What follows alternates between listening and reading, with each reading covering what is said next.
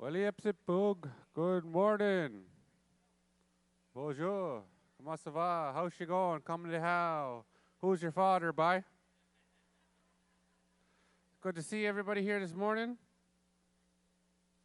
What was that, Blair? We're passing out chickens? Okay, we're passing out chickens. Oh, tickets. We're passing out tickets for the next, when you go to the next workshops at 11. Once again, hope you enjoyed your night. How about a big round of applause for the relatives? Right. Who all went to the relatives last night? I just want to see. Raise your hands. Oh, a lot of, right on. Holy. Holy. It's good to see that. Right on.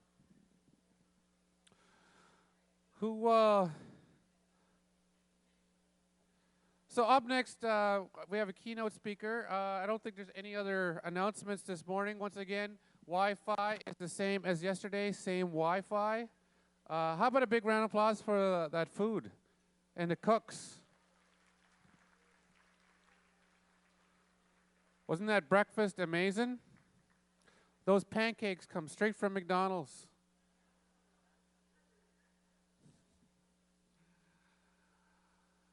Up next, we have, hey, my cousins, all my Listicush cousins.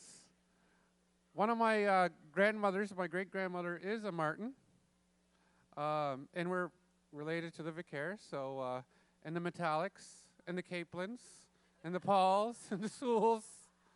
Like I said, you know, too many cousins up in Listicush. I mean, you know, kissing too many cousins.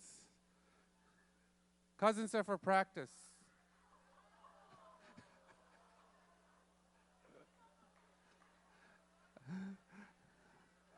Just saying, you know, just saying. So, with that, I want to invite up Karen Martin, Lola Vicaire, Marsha Vicaire, and they're presenting this morning. How about a big round of applause for all our cousins up in Listicush?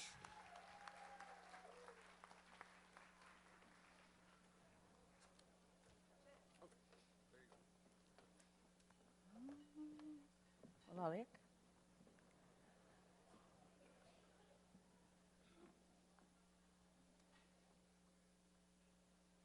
Can I put a slide? Yeah. No, will I do it? Because I'll let it. Hmm? Will I do it? Because I'll let it. In the middle? Yeah. Okay. Lola, title page. The program. Okay. Oh, hello?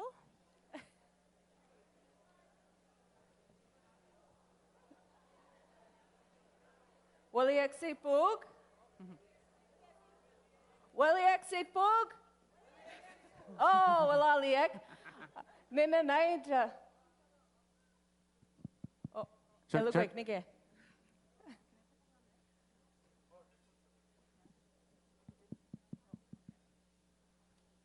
Waliak say pug?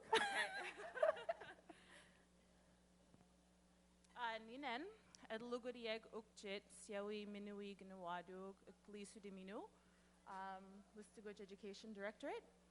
Nindeluisi, Lola Marie Vicaire, Actlewi Listicush, Inkich, Deluisi Janice, Aknuch, Deluisi Benak Mervin Metallico, Edlugwe Nige, Maula Abijik, Marsha Vicaire, Karen Martin.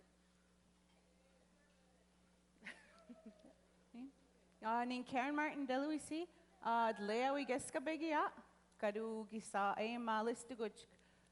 It'll curriculum unit Listicush as a curriculum planner. It'll malugodam BED my McGill in community. Listicush bemiat and get third year benga adwek. So I'm a BED student also, finishing up my third year in community with McGill. So next year will be a cohort of 15 graduating from the Bachelor of Education at McGill in community, so in our own community. Nina Marsha Vicaire Deluisi, Nin Listigus Delewi.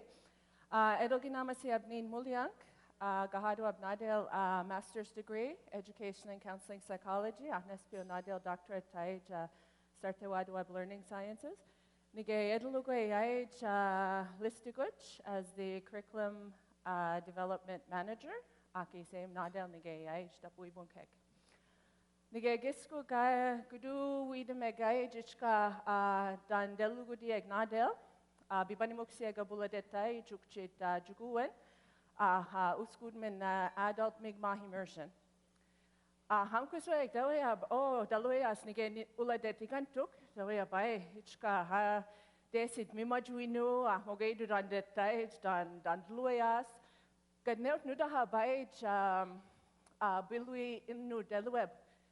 Think of your community and the words will come. Nanige giskuga, I have that opportunity to talk about the programs that are happening in our community.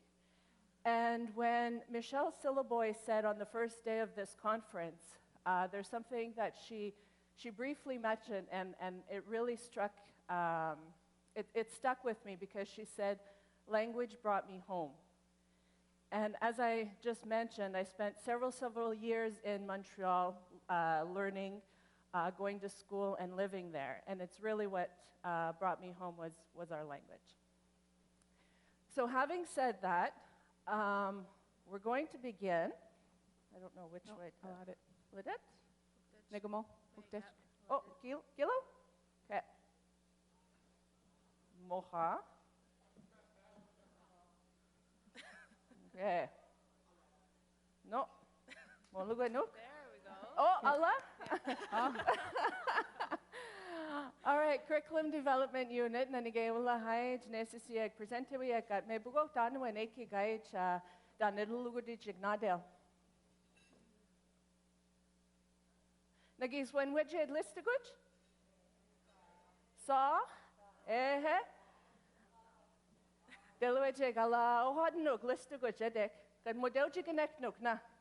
Ulakat temena na hai the top portion is where we're from. And the reason why we picked this slide here is because it represents the close connection that we have to our river. So if you see the upper portion, that's where we're situated, but we have a lot of connection with our land, and we're going to talk about that, and with the water and the river. So we're going to talk about that in our presentation as well. Nope. Oh. Nope. All right. Yep, Yeah. It look good? Okay. So just to give you a little bit of context in terms of the language situation in Listigood, you'll see that the first column was from 2016, and the second column was from 2018. Now, we didn't do any formal assessment or any formal survey. It was just rough ideas to give us a better understanding of the status of our language. So if you see the first row is our total population. So in 2016, we had 3,993. And there was an increase, when you look at it in 2018, to 4,058. So that's our total population, both on and off reserve. The second column, the middle column, represents the amount of our population who are speakers. So in 2016, we had 404 speakers, and then in 2018, there was a slight dip to 391. Now, as I mentioned, these are just an approximate number. Now, the last one represents those individuals who are passing on the language that from our rough estimate. So right now, we have 33 individuals that we know who are passing on our language. So with these numbers, we see that the last generation of speakers were roughly approaching 60 or 60 and above. So these are first language fluent speakers.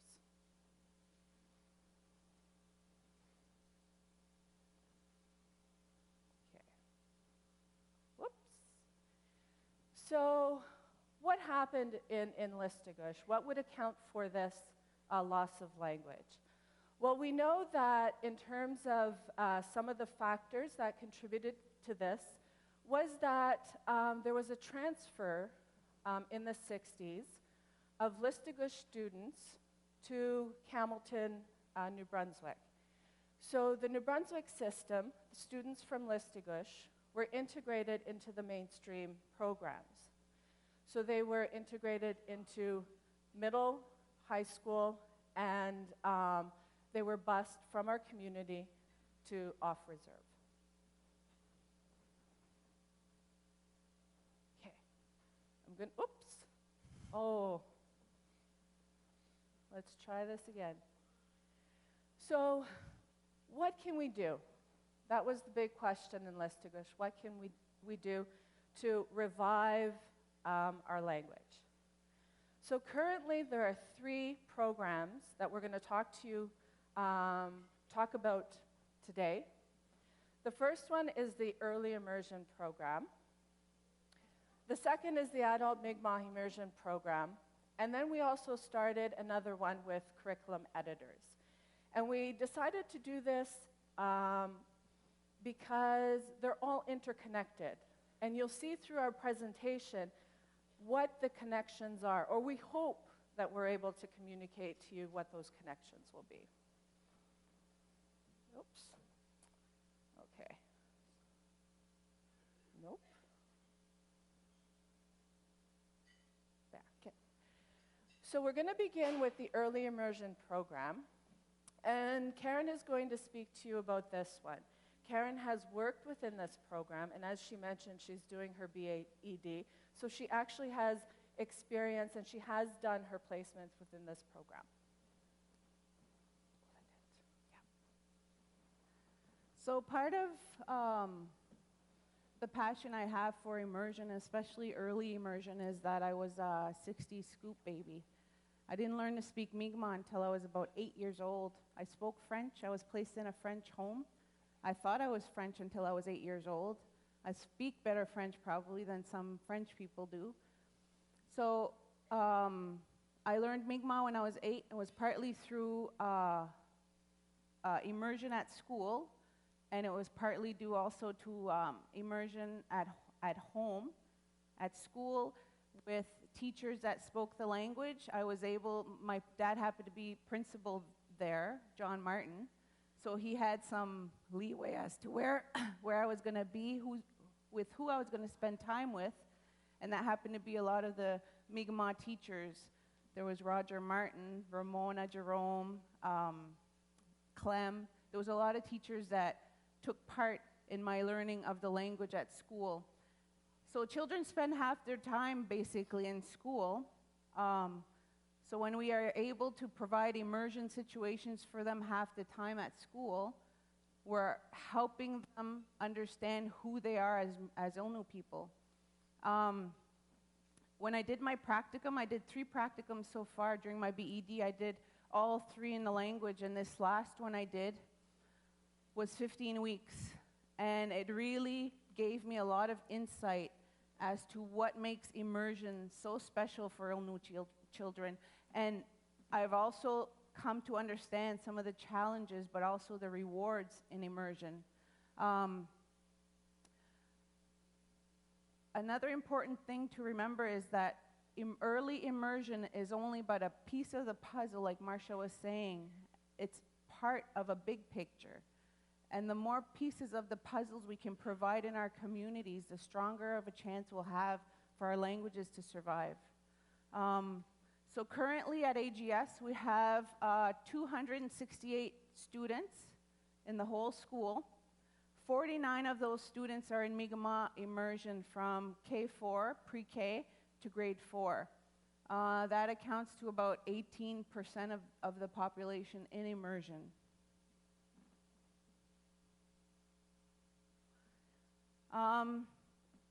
So the main goals of immersion originally were to get children to converse in the language, and with the ultimate goal of preserving and enhancing Mi'kmaq in the community.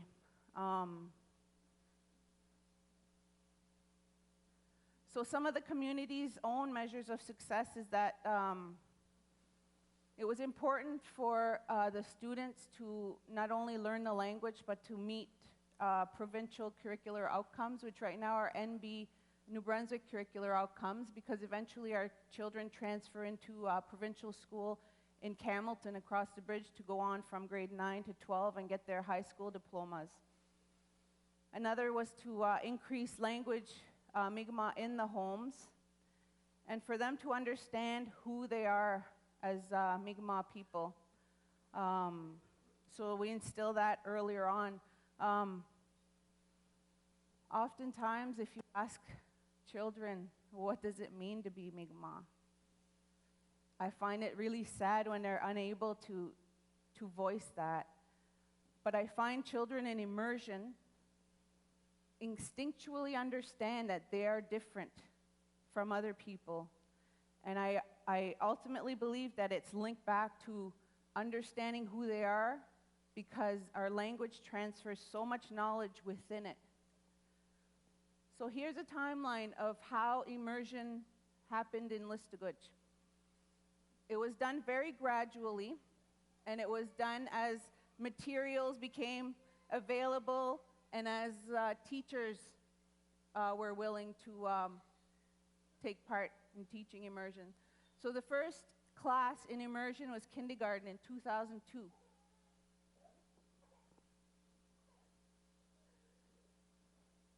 In 2009, grade 1 came along. And that was as resources became available. Grade 2 came along in 2010. And the nursery program, the grade before kindergarten, came along in 2011. An important thing to keep in mind is that the grade 1, 2, 3, and eventually 4 in 2017 were led by Miss Mabel Metallic. She was always the front runner to say, okay, let's do another grade. So we went with Miss Mabel from grade 1, and then she added grade 2. She taught grade 1 and 2 at the same time. And then a teacher came in to do kindergarten and grade 1, Miss Joyce. So a lot of it took the leadership of a couple teachers to say, I can do this. Earlier this year, we implemented a grade 5. We had one student. The parent was very adamant that her daughter would keep going in the program. So we hired on a grade 5 teacher. We almost made it through the whole school year, but the biggest problem in immersion is resources. When we implement a new grade, it means a whole bunch of new resources that need to happen to support curricular outcomes. So we made it till April, and then we realized that there wasn't enough resources to keep going. So we slowly started to transition her into the mainstream English program. But there were lessons in that too, that we had to scale back, but we will keep going in the future once we understand what we need to provide for that teacher that's going to take on that grade 5, because we don't want to burn out our teachers either, because that's what can happen.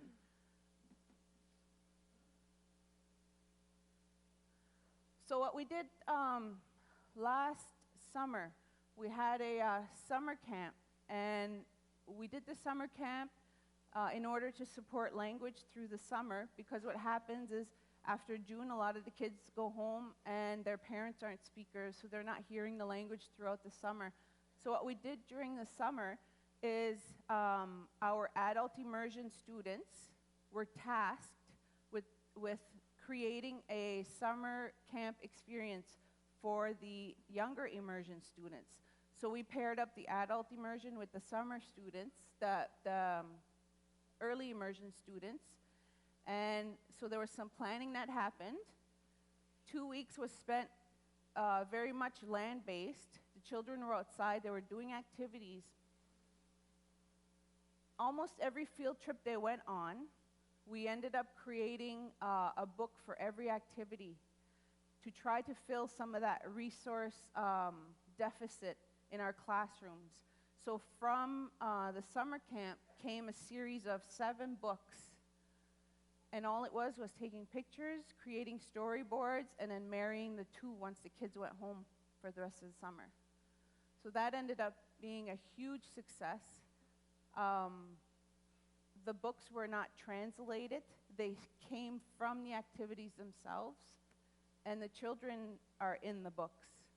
So a lot of the kids, when I was doing my practicum, whenever I would do story time, we would read these books, and a lot of the kids would point out, you know, hey, that's my friend, Caden, look at what he's doing. So they were able to see themselves in the stories. We're also working on,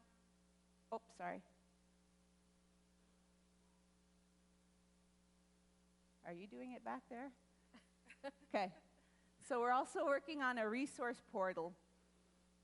So one of the biggest challenges is resources. And everyone has their own resources in their desks, in their filing cabinet, on their computers. So last year, we began working on this resource portal that's going to be dedicated to teaching purely Mi'kmaq content, where you'll be able to go in and get learning experiences, lesson plans according to themes, subjects. So a lot of the content that will be in this portal will be specific to Listuguj or Mi'kma'ki, other news from other districts, but we wanted it to be, oftentimes I get teachers asking me for certain resources, and they're going online and finding, say, a Mohawk curriculum to deliver something, about a specific thing they want to teach. So with the portal, we're hoping to make life easier for the teachers who want to teach Mi'kmaq content. So that'll be launched. We're hoping for, we usually have a professional development day before school kicks off with just the teachers before the kids attend. So we're hoping to launch it then. We'll probably be doing some testing over the summer with some of the teachers. We haven't figured out yet how to create incentives for teachers, because they will be providing content for this, this resource. So it will be for them, but by them also.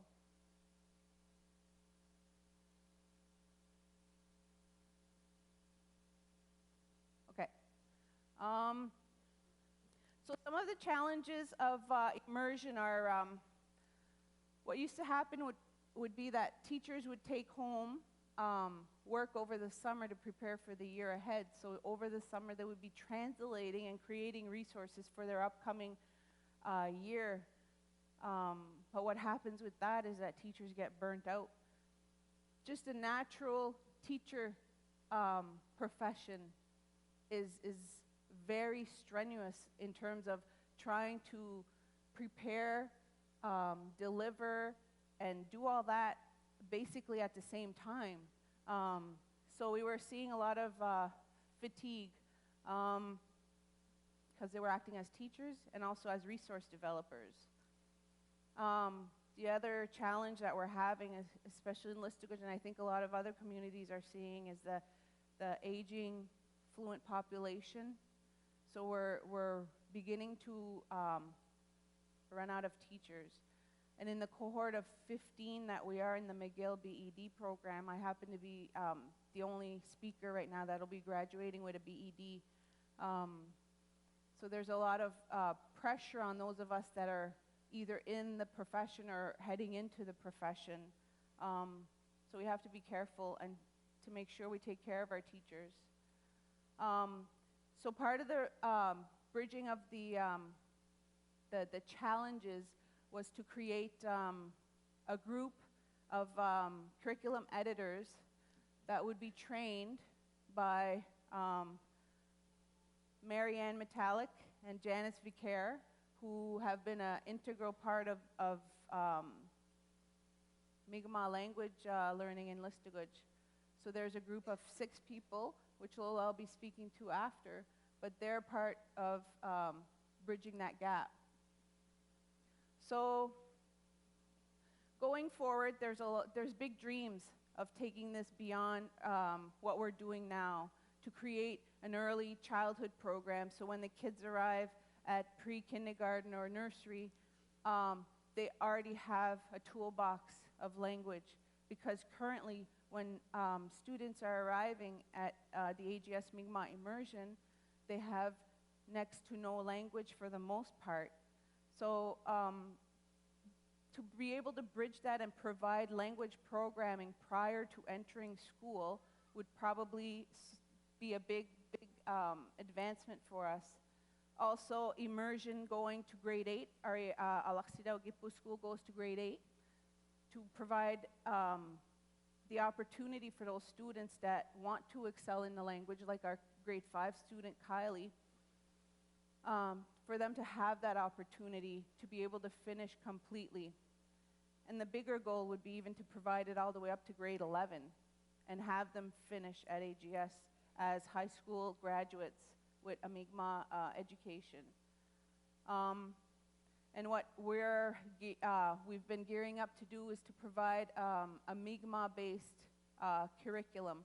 Right now, teachers are using New Brunswick curricular outcomes, which don't really showcase the Mi'kmaq ways of knowing and being. So we're working on that, and hopefully that'll solve a big part of the gaps happening between New Brunswick curricular outcomes and who do we want our Mi'kmaq citizens to be and to think later on. And also, another important point I wanted to make about the early immersion program was that a large part of the work depends on relationships. It not only depends on the relationships within our community, but it also depends on the relationships that we create outside of the community. Last year, I was able to go to Eskazoni with my husband, who happens to be chief, and we toured the Eskazoni school, and I met wonderful people there. I got to learn from them. I got to connect with them. Cindy Poulet and I, when I was in the practicum we started pen paling. So our immersion students got to know other immersion students in Mi'kma'ki, and to see that light in their eyes, getting to know their names and their likes, and that they too are learning to speak Mi'kmaq. I mean, the work is big. It is big for 5, 6, and 7-year-olds to take on the work of learning their language when not everyone in their community speaks, not everyone in their family speaks, and it's a big task. So to make those relationships happen is important. Babalo is a big part of the work I've been doing. I know a lot of us here have her as a resource. At Valentine's Day, she sent us a video, Gasaltim Gawinagwek, a song. We taught it to our students. We made a video, and then we posted it on Facebook. But the kids had so much fun. They had fun even when I just showed them the animation, you know? And for them to see cartoons or resources in Mi'kmaq, it validates their experience, you know? Sure, sometimes we have to tape over those English words, but when it's resources that are created in Mi'kmaq with a Mi'kmaq understanding and way of being, it adds to the experience. So those relationships are not only important for educators, but they're also important for the children. We're not doing this alone, and if we work together, we will strengthen ourselves, and we'll teach our kids to go out and find those connections, to go out and build those relationships so that when you need help, someone is there. There is somebody here that knows about what I'm needing and can help me. So, yeah. Lola Karen? Yep. So I'm just going to stand here for a second. The next part of our presentation is about the adult Mi'kmaq immersion program. So the photo here shows the participants of this year's program, so 2018-2019. 6 students completed, and we also have there this year's instructors for that program. And it's a combined program of students in year 1 and year 2. And so they're learning from Gail Metallic and Carol Metallic, who are also there. But I also want to share with you some of their words. So this is what they had to say about the program. The Adult Mi'kmaq Immersion Program has given me a stronger sense of identity and has encouraged me to further my learning and to pass it on. Another participant said, "Thank you all so very much for this awesome opportunity to learn how to speak, read, and write in my beautiful language. I definitely would love to come back next year and continue to reach my goal of becoming a fluent speaker. You know, I will practice, practice, practice. Walali o Hemsidwen." So I thought about this when I was looking at this picture, and I realized that it says a lot more. It speaks, as Karen was saying, to our connection, to relationships, you know, and to our identity and who we are as Innu people. And I think for myself, having been raised in the language, I've always been fortunate to understand the conversations in English and understand the conversations in Mi'kmaq. So I'm beginning to see now and empathizing, I guess, would be, and just having a better sense of understanding about non-speakers learning to be speakers or semi-fluent speakers, you know, increasing their proficiency in the language. And it's very courageous of them to do so. So we have 6, as I mentioned, that completed this year. So the timeline, what did it look like in terms of developing this program? So the Adult Mi'kmaq Immersion Program started in 2006. And at that time, the program was structured to offer hourly courses. And so there was a number of different populations that were used for this, or that came and participated in this program. So for instance, employees were encouraged to come and spend an hour within the language to learn new words, new vocabularies. Also, what happened is that in between 2010 and 2012, there was an introduction of summer students.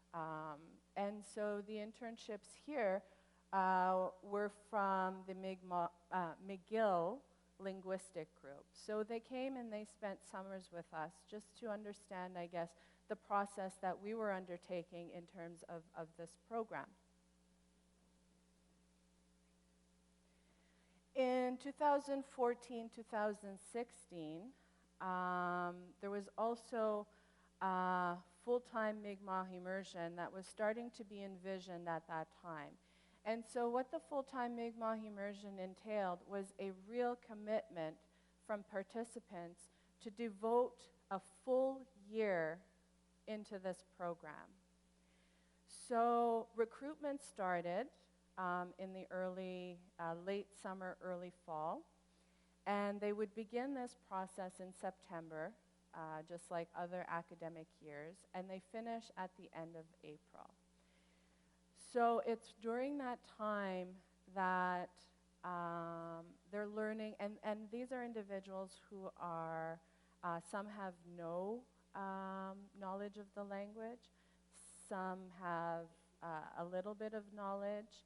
So it really depends. They're coming from a number of different backgrounds.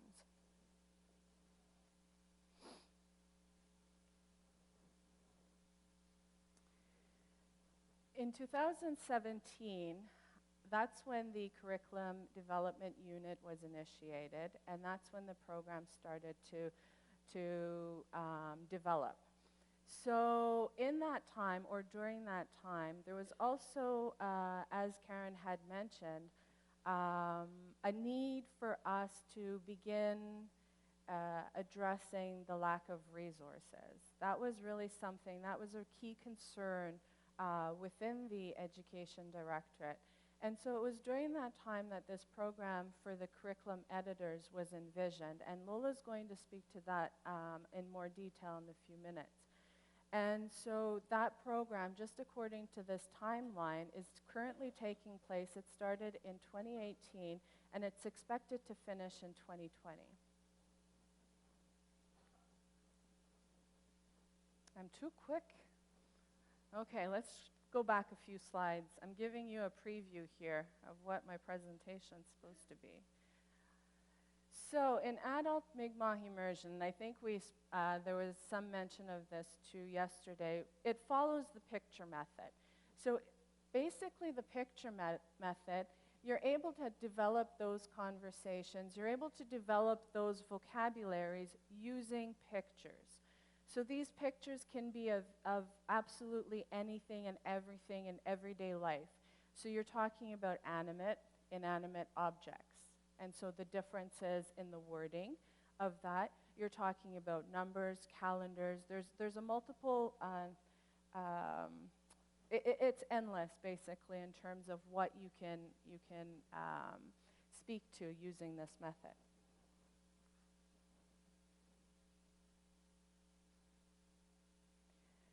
So this is just a sample letter, a sample lesson.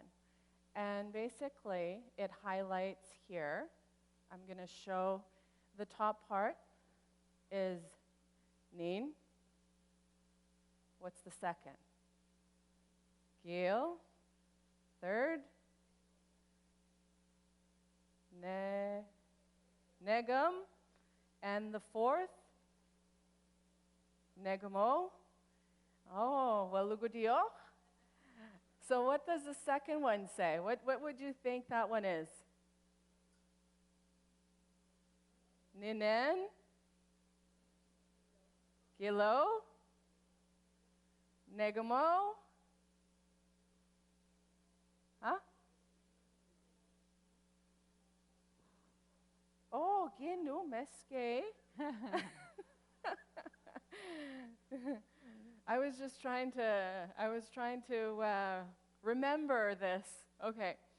So when we say our language is very complex, it's very complex. So you see here, the first person, second person, third person, and then in the following one, you have first person plural, and that's two people, and then you have the next one that's first person plural, but more than two people, right? So that's where all of this complexity lies, and I'm not going to give a lesson or, attempt to do this, but we brought two very experienced individuals with us today, so they're here supporting us in this presentation.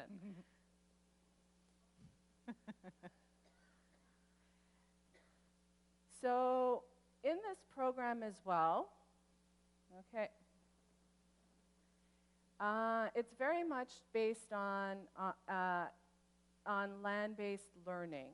So a number of activities take place related to either activities on the land, as mentioned here, so fishing, the river that I had shown in the initial picture, so a lot of things related to different types of fishing. For instance, in June, the salmon fishing. So there could be a whole vocabulary and a whole lesson that's devoted to that. There's also the fall fishing. Haij fall meske muninai muninai weske gaduai fall na adohasu, ehe, del dedum, yeskyu geidu gadua, giju, adohasu na haija, ehe, delimiji gehe. So that's the support that I need, right, as I make this presentation. Yeah, and also to this, there's also many cultural activities. So they engage in ribbon dressmaking. They also do moccasin making. And again, you know, all these activities, there's a conversation that takes place, and it's all in Mi'kmaq.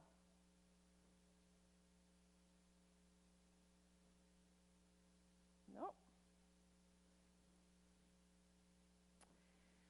So as we move, we're going to move from the adult Mi'kmaq immersion, but there's also the other part that I had mentioned to you about earlier, which is the curriculum development program. And Lola is going to speak to that. So it's part of the proposal that we also had. And in that, we took first language speakers who wanted to increase their fluency in reading and writing Mi'kmaq. So there was a recruitment that was done, and 8 participants were selected, and it is now taking place. We also have a graphic designer that we hired in January. And as you'll see, she helps with a lot of the development of those resources that we're feeding into the early immersion program.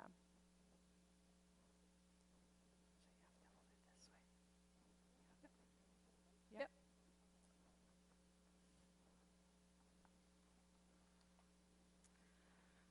All right. Hello. So my name is Lola Vicaire. Miske Akhlasia Wisi. I'm either known as the makeup girl or the youngest Mi'kmaq speaker, one of the youngest Mi'kmaq speakers left in Listuguj. I'm the youngest in the family of 3 and was raised solely in a Mi'kmaq speaking household. So growing up, it was rare for a young child like me to be speaking Mi'kmaq so fluently. I had adults twice my age who couldn't really speak or understand the language. But I am so thankful that my parents had an understanding that language is tied to identity. And because of that gift that I was given, I never questioned who I was as a Mi'kmaq woman. So today, I work alongside 5 other resilient Mi'kmaq women, and our responsibilities involve enhancing our fluency through research, reading, and writing. In order to develop resources for the Mi'kmaq Immersion School, hopefully. But the best part of it is that I get to work with 2 language champions, Marianne Metallic and Janice Vicaire, or as I like to call them, Giju and Kekusk. So I'll go to the next one.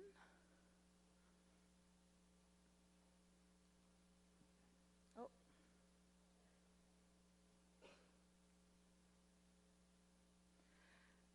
So as I mentioned, Marianne Metallic and Janice Vicaire, they were a big influence on my upbringing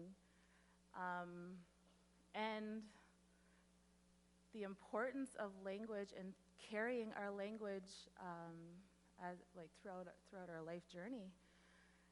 And I remember sitting in our class as we were trying to improve our reading and writing, and Marianne was doing a lesson.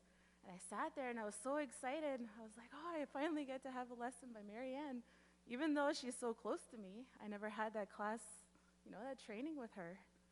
So I'm very, very grateful for that.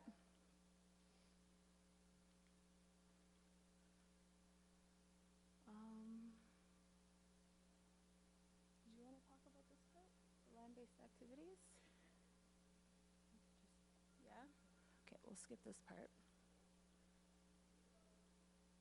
Land-based learning.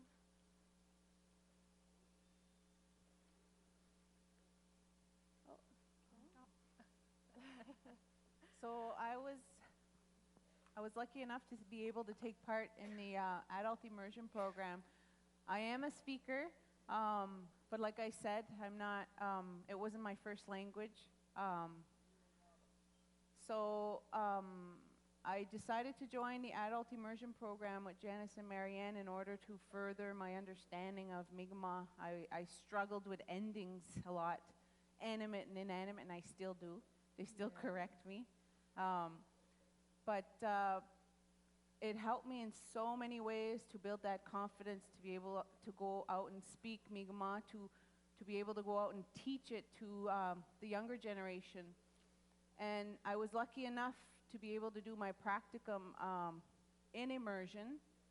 And what the nice thing was that both people I worked with, both my cooperating teacher had been also a fellow student in the adult immersion program with me, and also the teacher's aide, the educational assistant, Miss Crystal.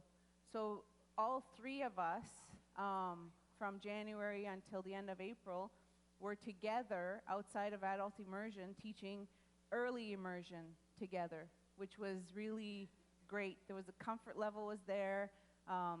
You know, when you take language lessons, I think some speakers sometimes take it for granted that teaching it isn't always just natural.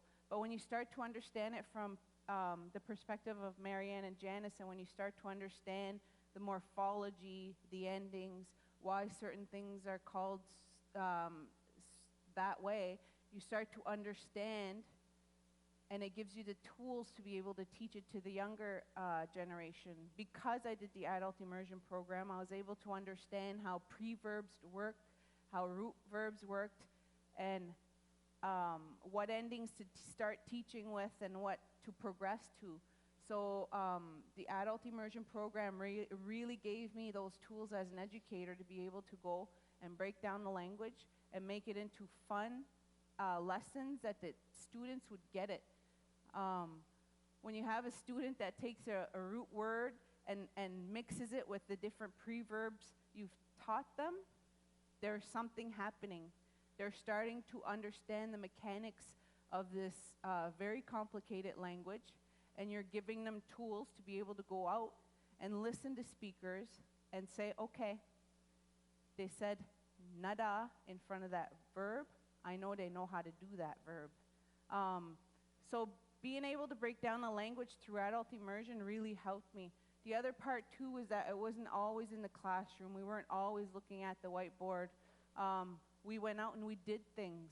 We went out and experienced it in Mi'kmaq, whether it was going out by the beach, whether it was out going to look for medicines, whether it was out just going to Tim's and sitting there and having coffee and making sure everybody there heard us speaking Mi'kmaq.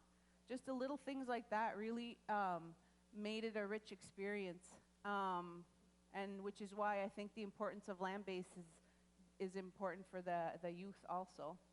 But yeah, that was my experience.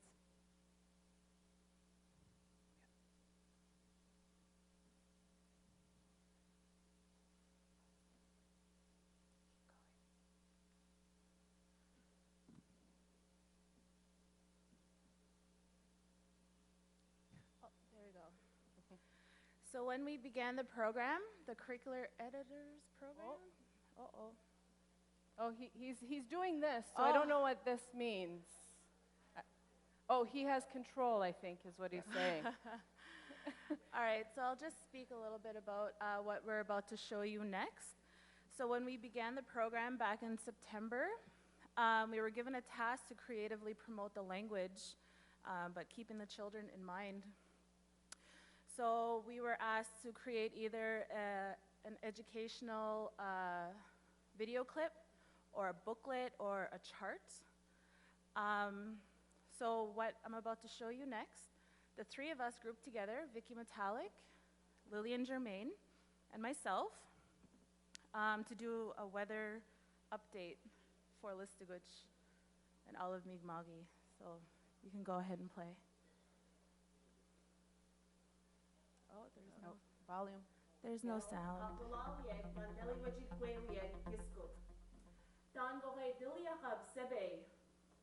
Naduan, Namia bin Mr. Francis all, a bud Casinasquada looked at Limo. Dalio Medudio, and Miak Nemio, Sunkyo Limadoxib. Sebe, Gitbu Alaxinkab Gitchu Sidamug, Genna bin Adoquasul. Mr. Travis, Mr. River, Diamo Egabinig, Behisuladi bin, Diamo Meskinigo. Uba Bidawip Nakan, Imkadigan Delik Suguk.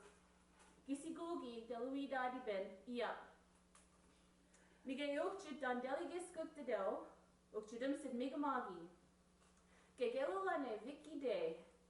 Vicky, Dawabasiab, Aknemidua, Bluanes, Meskigum Tuok, Wachguach. Blalin Lola, Adeliak Dandelawen, Meduigis Kiskuk, Marminit Jusectado, Pokchit Gekto, Imsitami Migmagi. Dan Deligis Kek Essisonic, Wechkuluvia, Muda Equilamsin Wechkua, Pas Maigak Nukla Visidu Belawiginek Desajej, Bolonu. Gelolagab Dan when Asusid, Mijipchue Yogom, Aglimuksega Gaktebia, Mijipchue, Samguan, Atwasa Onmaan. En Miak Janasek Ixipunuga, Na.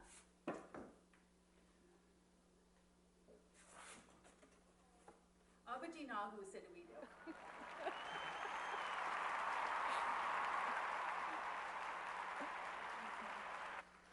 Nigay uchit elsibukdo. Amuch para megilo jalgis kajoltio, muragis dexig. Giju delawed, uliankwe was ultidox. Nige, ula lily nake, uskardal do, dandeli giske, nige, uladit listaguch.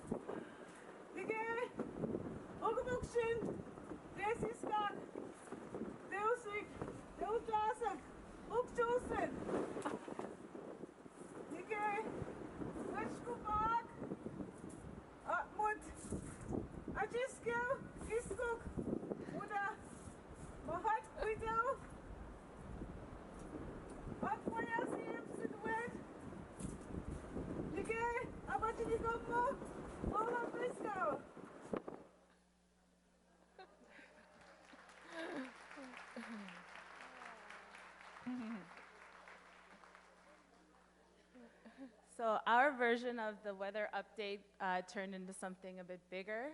We decided to do a weather channel, I guess, and our star Lillian, she's sitting right there. She's ready. So we know as Mi'kmaq people, the language itself is tied into every aspect of our ways, how we think, how we behave, and how we're connected to one another. So we got together and wrote the script, and then shot it scene by scene. And I even prayed to the movie guides. I'm like, please knock that umbrella out of her hand. And it happened. I was like, yes. So within each segment of that video, there was a lesson focusing not only on the weather terms, but on, it emphasized our relationship to the land. Okay, see if this works.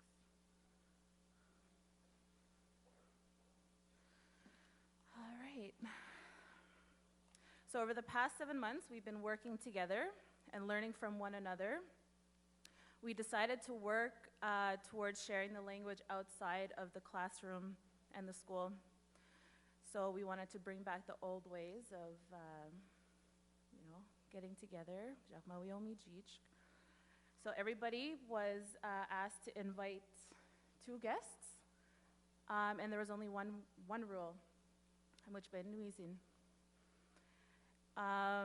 So we hired a chef to feed everyone, and we wanted it to remain casual and no schedule, no agenda. We just wanted to hang out and talk with one another. We actually hired entertainment as well. Jared Francis came and sang a few songs for us.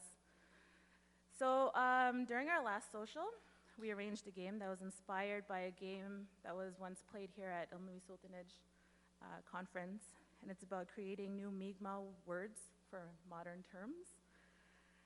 So here were a couple of the answers that we got, and some actually turned out really good, some are pretty funny.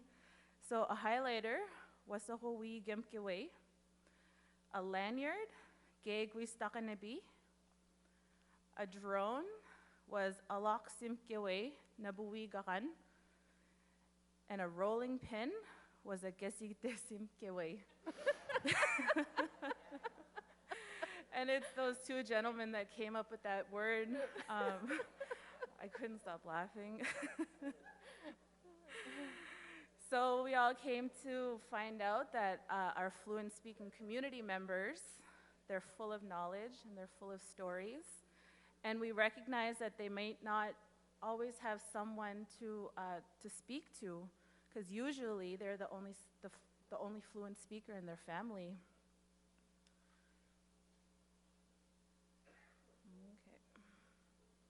Okay.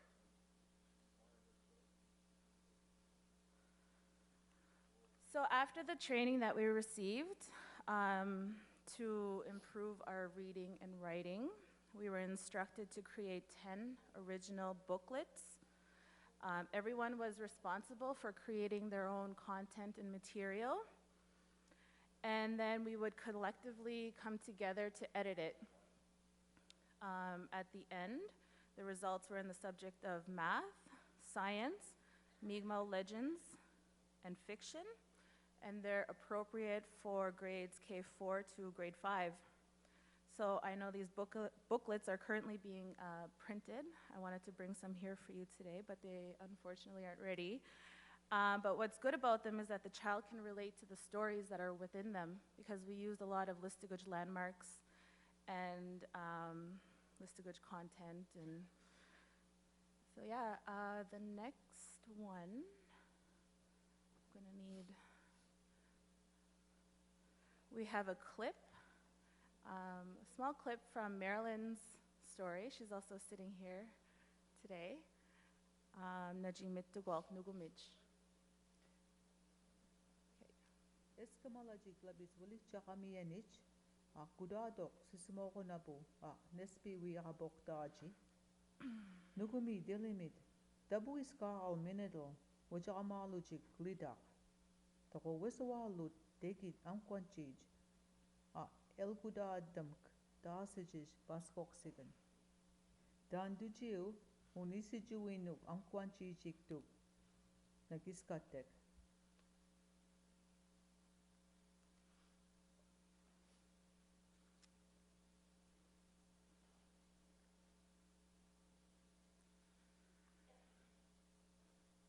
Testimonial. Okay, so to me it feels like I've been doing this for a long time. It's been 5 years since I've gotten involved with language revitalization, and I'm sure we can all agree that it's difficult and sometimes frustrating. But looking at all of you here today, I got that sense of hope that I was searching for, because I see some people that have been working in language for 30, 40, 50 years, and it's so inspiring for me, since I'm pretty much brand new at this. So there's sometimes a sense of urgency to revitalize the language, and Like, we have to do it right now, we have to do it right now. And sometimes it's okay to just take a step back and relax and do it slowly and do it right, as this gentleman here said yesterday. It resonated with me. So every day we come into the class and we start speaking, you know, telling each other about our days and what the weather is like, and just kind of settling in. And then we always begin with a prayer. And the best part of it is that, well, my favorite prayer to say is Og Jiniskam. And I find when you begin the day with a prayer, your heart and your mind are in the same place for that moment. And it's a good reminder for me that that day, it's about the children. It's about lessening the burden and the responsibility for them of carrying the language. So, yeah, Melki Ginamisi, Daisy Giskuk, Aknige Nadan Nuizi, Nadan Nuige, Aknadan Nu Gilche, Aksia Wadawasam Sigoi, Dan Giske Ginamisi Abukchid Listuguch, Ukchid Msid Mijwajij, Gulaman, Jidudak Mut Mu Awanda Solamagig.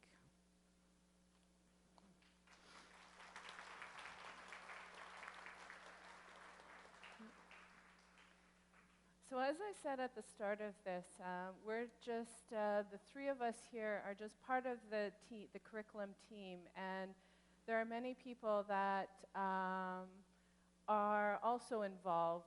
So here we have the curriculum editors along with the instructors and our graphic designer.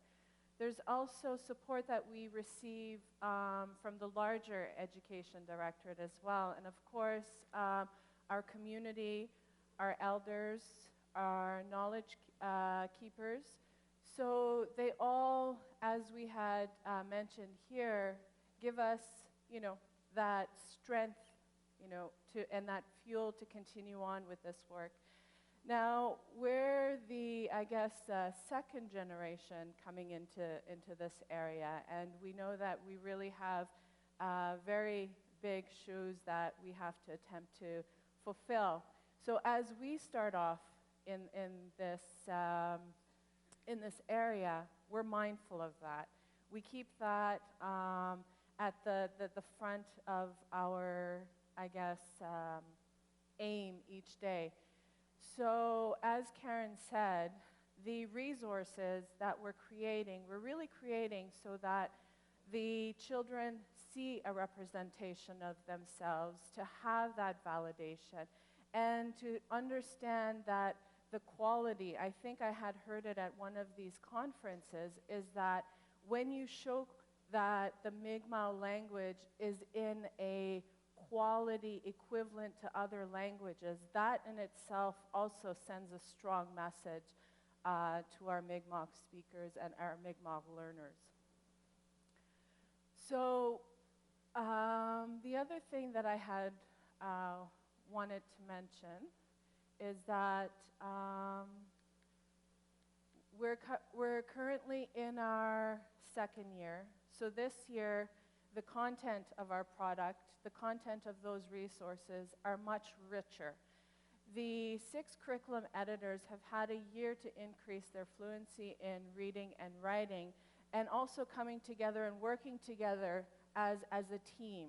So we've gotten to a point where, you know, they're starting to build, you know, that sense of community.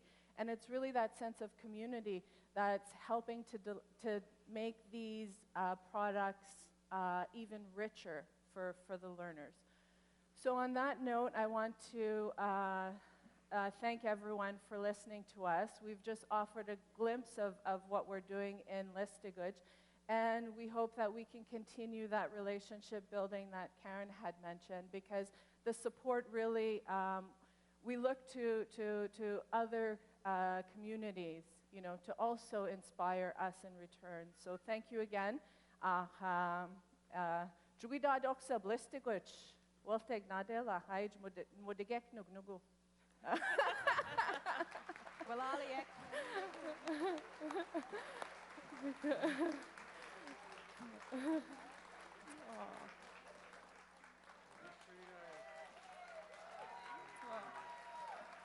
Walalin. Oh, Walali.